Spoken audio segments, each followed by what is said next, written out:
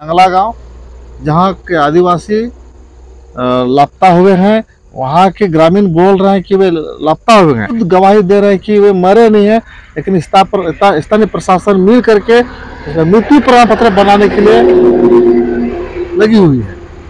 नमस्कार दोस्तों,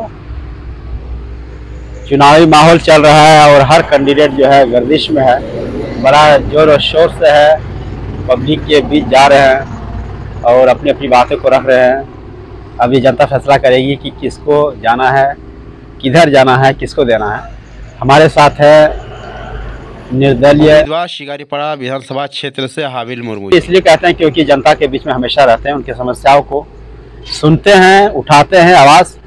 इसलिए सबसे पहले तो आपका बहुत बहुत स्वागत है कि आप हमें समय दे रहे हैं इसके लिए। ये बताइए कि इस बार आप निर्दलीय चुनाव लड़ रहे हैं जी, क्या सोच के लड़ रहे हैं, क्या है आपके मन में? यहाँ तो 35 साल से जेएमएम का राज है और उसका चुनाव जीतते आ रहे हैं, आपका क्या मन है? जेएमएम ने यहाँ काम किया है और उनके कमियां को, उनके कमजोरियों को जहाँ पर छूट गया है, लोगों के उम्मीद पर जहाँ खरा उतर नहीं पाया है, लोगों के विश्वास तो जहाँ उन्हें खो दिया है, उस स्थान पर हम लोगों का सेवा के रूप में काम करना चाहते हैं। सबसे पहली बात तो यह है, शिकारीपाड़ा विधानसभा क्षेत्र सबसे अधिक पूरे दुमका जिला में सबसे अधिक राजस्व देने वाली विधानसभा है और सबसे अधिक राजस्व हमारे शिकारीपाड़ा के पत्थर खनन क्षेत्र से आता है। और इतना सारा राजस्व आने के बावजूद भी शिकारीपाड़ा के दूर दराज गांव तक आज तक सड़क, पीने का पानी, बिजली, शिक्षा और स्वास्थ्य से लोग अभी भी दूर हैं। लगातार सरकार हर एक 5 साल में बनती है, लेकिन ऐसे सेवा और सुविधा से लोग अभी भी वंचित हैं। जीता जागता उदाहरण बहुत हमने देखा है। हमारे शिकारीपाड़ा प्रखंड में हाल ही में 3 आदिवासी महिलाओं का मौत हुआ। आज तक उस टोला में, आदिवासी टोला में माने आज तक एक चापाकल नहीं बना। कुआं का पानी पीने को लोग विवश हैं, जहां अभी भी गंदा पानी पी रहे हैं। एक आदिवासी टोला में आज तक चापाकल जब नहीं है और अभी के समय में मात्र जब वहाँ के डॉक्टर आते हैं और जब सर्च करते हैं तो उन्हें मिलता है कि यह गंदा पानी पीने से उनकी मृत्यु होती है, तो काफ़ी दुख की बात है।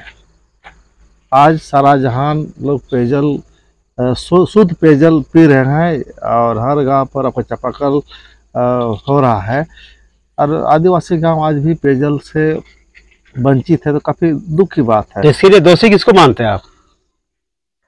देखिए, कौन दोषी है? जनता तो हर एक 5 साल में जनादेश देती है, यही सोच और ये उम्मीद को लेकर के दे रही है कि हमारा जनप्रतिनिधि हमारा दुख तकलीफ का समाधान करे, हमारे आवश्यकता को पूर्ति करे। तो जिनको लोगों ने बार बार अवसर दिया, जनप्रतिनिधि बनाया, जनादेश दिया, वे लोगों की उम्मीद पर खरा नहीं उतर पाए। आज यदि उतरते तो शायद जहाँ कमियां हैं उनको दूर किया जा सकता था, क्योंकि उनका आदेश से बहुत कुछ काम हो सकता था। सही समय पर सही निर्देश न होने के चलते, लोगों के प्रति संवेदनशीलता नहीं होने के कारण, लोगों के आम मुद्दों के प्रति संवेदनशीलता नहीं दिखाने के कारण ये घटना घट रही है। यानी आप यहाँ स्थानीय विधायक को मानते हैं इसका जिम्मेवार? सीधी सी बात है, अब सिस्टम जनादेश उनको मिला है और उनको क्षेत्र में किस प्रकार लोगों का, दीन दुखियों का जो भी कष्ट है, दुख है, दूर करने का जिम्मेदारी उनको बनाया गया है। तो आपको लगता है कि अगर आप विधायक बन जाते हैं तो इन समस्याओं का आप समाधान कर पाएंगे? देखिए, जनता हमें मौका देगी तो मैं इस पर खरा उतरने के लिए प्रयास करूंगा और तत्परता दिखाऊंगा। ये हमारी ख्वाहिश है, लक्ष्य है, उद्देश्य है। इसी उद्देश्य को लेकर मैं जनता के बीच जा रहा हूँ। मैं जनता का सेवक बनने के लिए चाहता हूँ। लगातार पिछले दिन भी आपने देखा होगा, और इस सेवा के रास्ते पर मैं संघर्ष कर रहा हूँ। मैं अभी एमएलए एमपी नहीं हूँ, मेरा कोई फंड नहीं है, लेकिन लोगों के प्रति लोगों का सेवा करने की एक भावना हम पर है। और इस बात के द्वारा मैं अपना बड़प्पन नहीं बोलना चाहता हूँ। ये एक मानव होने के नाते एक मानवता हम में जो है, जो ज्ञान है, जो शिक्षा है, मैं इस शिक्षा को, इस ज्ञान को, इस सेवा की भावना को लोगों के बीच में कैसे दूं, ये हमारा लक्ष्य उद्देश्य है। अच्छा, यहाँ पे जो लोग यहाँ से विस्थापित हो रहे हैं, दूसरी जगह जा रहे हैं, रोजी रोटी के लिए, कमाने के लिए जा रहे हैं, तो आपके पास कोई कुछ है कि क्या करने से ये सब रुक सकता है? कोई है मैनिफेस्टो क्या आपके पास? कुछ इसके बारे में सोचा है कभी?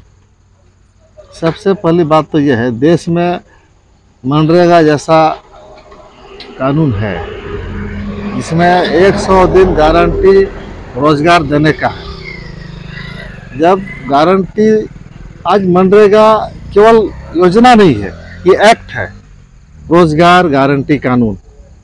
आज रोजगार गारंटी कानून रहने के बावजूद भी इसका इम्प्लीमेंटेशन लेबर के लिए नहीं हो पा रहा है, केवल बिचौलिया के हाथ में काम हो रहा है। स्थानीय प्रशासन का देखरेख करने वाला कोई जनप्रतिनिधि नहीं है। जनप्रतिनिधि लोग यहाँ पर क्यों प्लान कर रहे हैं, आज इस मुद्दा पर कभी बात ही नहीं किए। बहुत सारे हमारे मजदूर भाई यहाँ से बाहर गए, वे लापता हुए, किसी का मौत हुआ, इस पर कभी संवेदनशीलता इन्होंने नहीं दिखाया। जग जाहिर है, हाल ही में बगल में एक गांव है, काठीकुंड प्रखंड का है आपका जंगला गांव, जहां के आदिवासी लापता हुए हैं। वहां के ग्रामीण बोल रहे हैं कि वे लापता हुए हैं, किसी मेट ने लेके उसको बाहर ले गया है। वे खुद गवाही दे रहे हैं कि वे मरे नहीं है, लेकिन स्थानीय प्रशासन मिल करके मृत्यु प्रमाण पत्र बनाने के लिए लगी हुई है। तो काफी दुख की बात है। तो हम अपना झारखंड, अपना टिकारीपाड़ा विधानसभा, जब हम बात करते हैं तो काफी दुख लगता है इस बात को लेकर के। ये सब पर आप कुछ आगे कीजिएगा? अगर आप बनते हैं तो, माननीय विधायक बनते हैं, इस पर कुछ कीजिएगा क्या? देखिए, झारखंड में या टिकारीपाड़ा विधानसभा में श्रम संसाधन बहुत है, और इसी श्रम को लेकर के जब लोग बाहर जाते हैं और बाहर में इनका शोषण हो रहा है, अत्यधिक शोषण हो रहा है। यदि यहाँ पर आधारभूत संरचना का विकास किया जाए, लोगों का रोजगार यहाँ उपलब्ध कराया जाए, तो लोगों को रोजी रोटी का सुविधा यहाँ किया जा सकता है। अच्छा, अंतिम बार बताइए कि लोग आप ही को क्यों करेगा, आप ही को वोट क्यों देगा? ये सवाल तो जनता का है, जनता जवाब देंगे कि हाबिल को क्यों दिया जाए। आप कुछ रखिएगा जनता के पास कि भाई हम ये करेंगे आपके लिए, देखिए कुछ ऐसा है?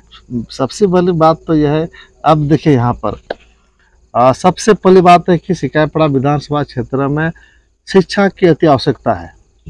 आज तक अल्पसंख्यक समुदाय में शिक्षा बहुत ही कम है। अल्पसंख्यक का फंड कितना आया नहीं आया किसी को पता ही नहीं। आज तक अल्पसंख्यक के नाम से एक अलग से स्कूल तक नहीं खोला गया, केवल इन्हें वोट बैंक के रूप में इस्तेमाल किया गया। आदिवासी के लिए स्कूल वगैरह कुछ है, लेकिन आदिवासी गांव में देखिए जितना स्कूल है, एक एक पारा टीचर के भरोसे है। जब तक आदिवासियों को शिक्षा से नहीं जोड़िएगा तो वे रोजगार से कैसे जुड़ेंगे? अच्छा, ये रोड जा रहा है, बात बोला जाता है कि विद्या धनम ददाति, बोला जाता है। आप उनको सही शिक्षा ना, आज के रोजगार परक शिक्षा जब तक नहीं दीजिएगा, शिक्षा का नींव से नहीं जोड़िएगा, उन्हें विकास कैसे होगा? सीधी सी बात है। आज लोगों को शिक्षा से वंचित किया जा रहा है। और अभी भी जितना हम देखें कि जब 2017 आसपास में रघुवर सरकार थी, काफ़ी स्कूलों का क्या बोलते हैं विलय कर दी है, उन स्कूल को दोबारा नहीं खोला गया। उसका मतलब एकदम सीधा संबंध है, यहाँ के लोगों को शिक्षा से वंचित किया जाना एक साजिश है।